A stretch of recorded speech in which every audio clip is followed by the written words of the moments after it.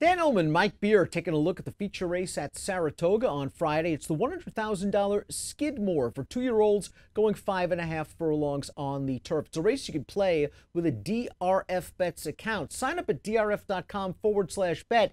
Get that $100 deposit match and start pounding away at the windows with us. Let's take a look at the field for the Skidmore. $100,000 again is the purse. We'll take the field in post position order, beginning with the number 1, Memorable, who just hasn't progressed in his 2 stake starts against winners, Mike, for trainer Steve Asmussen. But maybe grass is what he's been waiting for all along. He's a son of Uncle Mo out of a half to Manhattan winner, Academy Award, and a couple of Grade 3 stakes winners on the turf.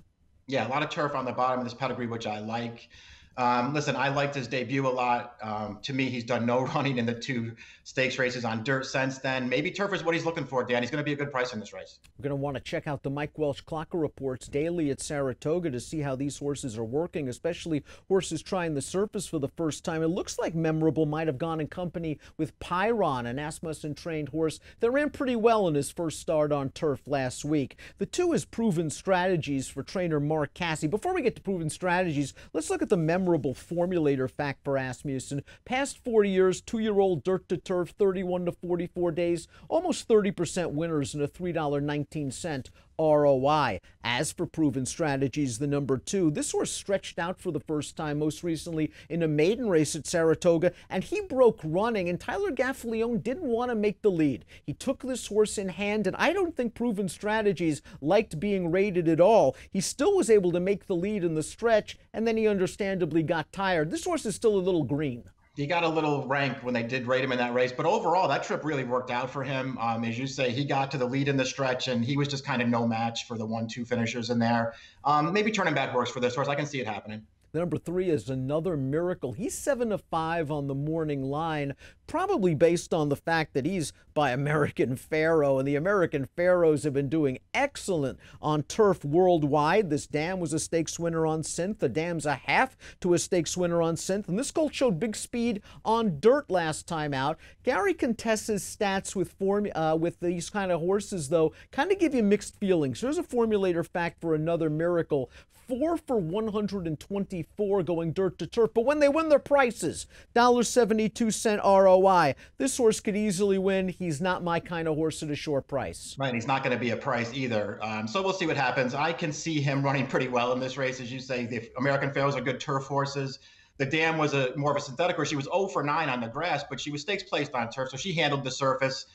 This horse has run really well in both of his dirt starts. Big step up in class for the number 4, River Hawk, debut winner at Laurel, but that was for a $25,000 tag, and he was right up on the pace that day. I don't think he's getting close to the early pace with some other speedsters like Another Miracle, Montauk Daddy, etc. Yeah, I don't either. I always respect Ned Allard when he ships into New York because he comes in here with horses that he thinks can win.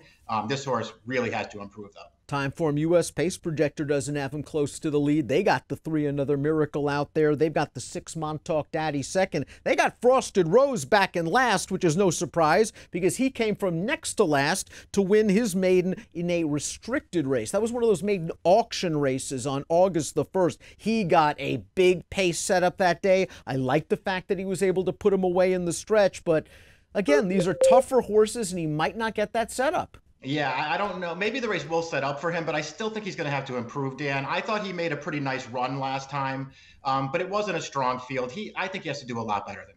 Mike, when are these folks going to realize that you got to just almost automatically bet Linda Rice trained second-time starters? Montauk Daddy paid $8 and change second out for Linda in his turf debut. He went right to the front. I thought he went a legitimate clip. He kept right on going. That race was at 6. I don't mind him cutting back to 5.5 at all, and I think this trip could work out. You can either send him right to the front. You can sit off the American Pharoah, baby. This is a very dangerous horse. And did I mention Lasix on? Yeah, I mean, I like all those things too. You know, he looked like a surefire horse to improve first time out too, because he ran fine in his debut. But you know, Linda's MO is to give him a race and then to get him to improve second time out. This horse did that. I think he's the horse to beat, even though he's not the favorite. Well, Venerate won in only a $35,000 maiden claimer at Gulfstream, and the horses that have exited that race have not come back to flatter the race at all. That race was faster than a 2-year-old maiden special weight at 5 furlongs on the turf that same day at Gulfstream. Venerate, though, has to prove it against better horses. I just think he's in a little too tough. I do too. Maybe it's a confident move for them, though, to ship up here and run him in a stakes race. He made a strong move through the turn in that race, and then he prevailed at the end. I can see him improving in this race. He picks up Irad. Completing the field is the number 8, Now Is, who tried Montauk Daddy on the lead 2 starts back in that maiden race at Belmont, and his goose was cooked at about the quarter pole. Easy for me to say. He came out of that race to run in the Tyro at Monmouth, and he earned a stakes placing, being taken back off of a fast pace and rallying to finish second behind a very promising Wesley Ward train runner named Karak. This horse, I think, is going to be taken back this time around. I don't think they want to deal with another miracle in Montauk Daddy early, and I can see him picking up some pieces late.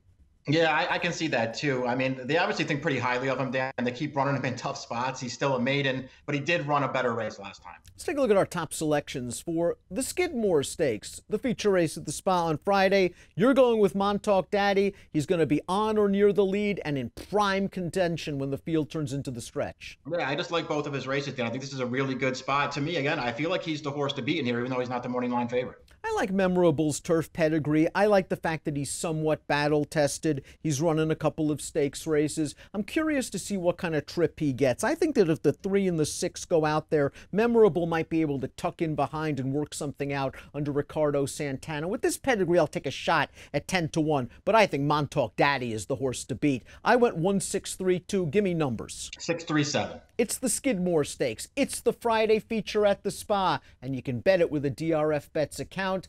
Sign up at bets.drf.com. Get that $100 deposit match. Approximate post time for the Skidmore is 5:18 Eastern. Best of luck.